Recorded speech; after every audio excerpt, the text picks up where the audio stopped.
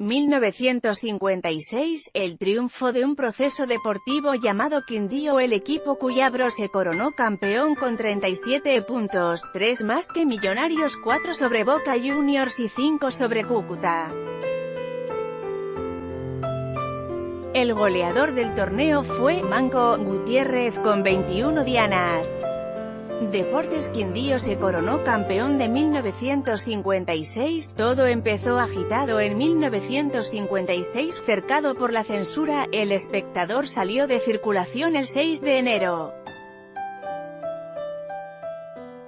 2 semanas después, la inconformidad con la dictadura se expresó en una silbatina en la Plaza de Toros a la hija del mandatario, María Eugenia Rojas. En la siguiente corrida, agentes infiltrados del Servicio de Inteligencia ubicaron a los agitadores contra el régimen y el saldo fue una decena de muertos. En ese ambiente cargado de encono político, el fútbol era una de las pocas opciones para salir del agobio.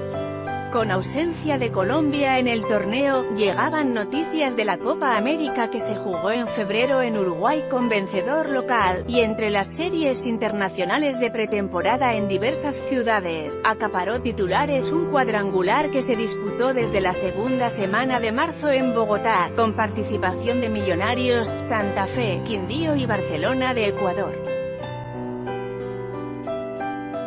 La Copa Cicrodeportes, que se quedó en las vitrinas del Quindío con un equipo forjado en un proceso de ciudad unida para tener un campeón.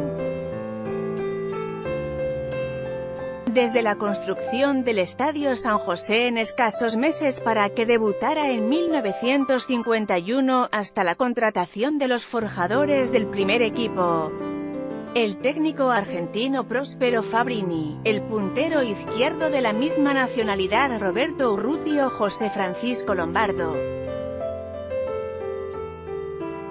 Y después el goleador antioqueño Jaime «Manco» Gutiérrez, que había debutado con éxito en Huracán de Medellín, junto al rosarino Manuel Dante País, que llegó de Ecuador.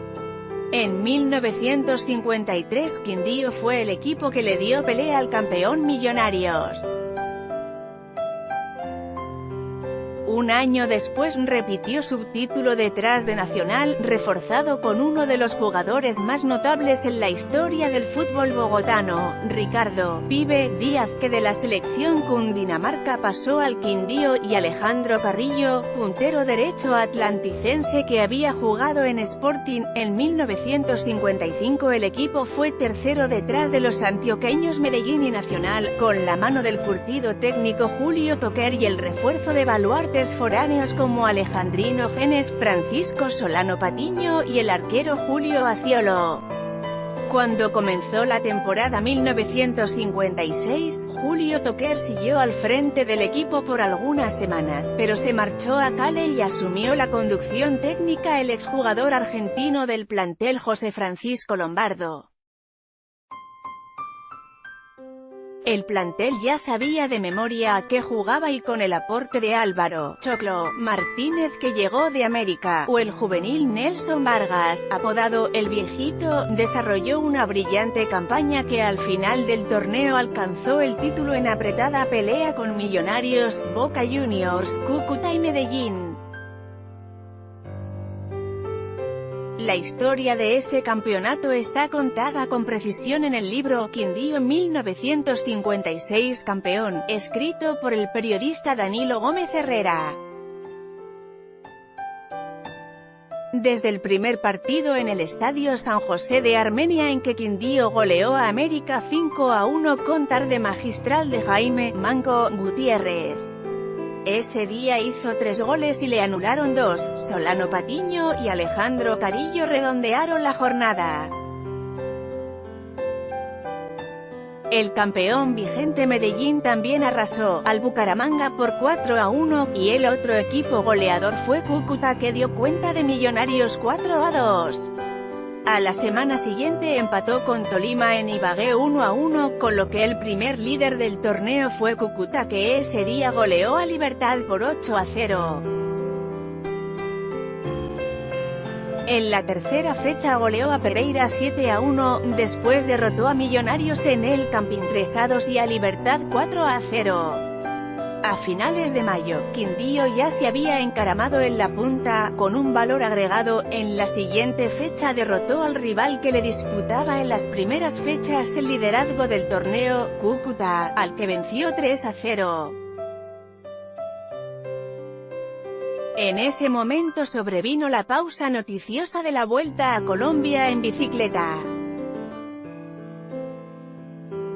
El evento se disputó entre el 7 y el 24 de junio, con victoria del antioqueño Ramón Hoyos Vallejo, su cuarta en serie desde 1953. En esta ocasión la novedad fue que no empezó en Bogotá sino en Bucaramanga, en una prueba de 98 kilómetros hasta San Gil, y terminó con la etapa entre Melgar y Bogotá. Hoyos Vallejo no solo fue el primero en la general con distancia de 51 minutos sobre el segundo Jorge Alfonso Luque, sino que también se coronó como rey de la montaña y campeón por equipos con Antioquia. A la hora en la que se disputaba la Vuelta a Colombia, Quindío sufrió su primer altibajo. El 10 de junio cedió un punto en el San José al empatar a 0 goles con Boca Juniors, y una semana después salió derrotado en Santa Marta por 4-3. Por fortuna para el equipo de Armenia, como lo recalca Gómez Herrera, después le ganó a Medellín 2-1 y a Bucaramanga como visitante 3-1. La primera vuelta del torneo quedó como líder tras sus victorias sobre Nacional 3-2 y Santa Fe 3-0. Aunque Boca Juniors no cedía terreno, Quindío no aflojaba. Entre la última semana de julio y la primera de agosto se dieron dos hechos que comenzaron a cambiar el rumbo del país y que, por lógica, desplazaron del foco de las noticias a los futbolistas. La primera primicia llegó del balneario de Benidorm en España, donde los expresidentes liberal Alberto Lleras Camargo y conservador Laureano Gómez firmaron un acuerdo histórico para constituir un frente civil de oposición al gobierno militar de Rojas Pinilla, que marcó el principio del fin de la dictadura. El otro suceso ocurrió hacia las 12:15 de la mañana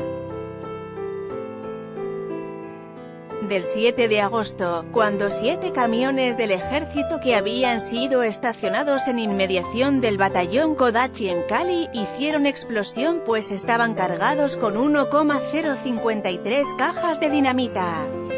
El desastre causó la muerte de más de 1.300 personas, dejó casi 4.000 heridos y arrasó 8 manzanas de la Sultana del Valle, dejando enormes destrozos y millonarias pérdidas.